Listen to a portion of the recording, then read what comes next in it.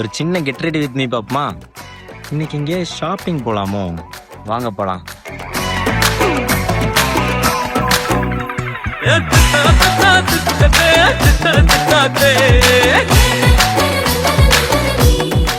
இப்போ நான் வியர் பண்ண எல்லாமே நாட் பிராண்டோட கலெக்ஷன் தான்.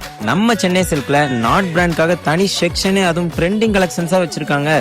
அதுலயும் 2 ஷர்ட் எடுத்தா வெறும் 999 தான், 2 பேகி பேண்ட் எடுத்தா வெறும் 1499 தான்.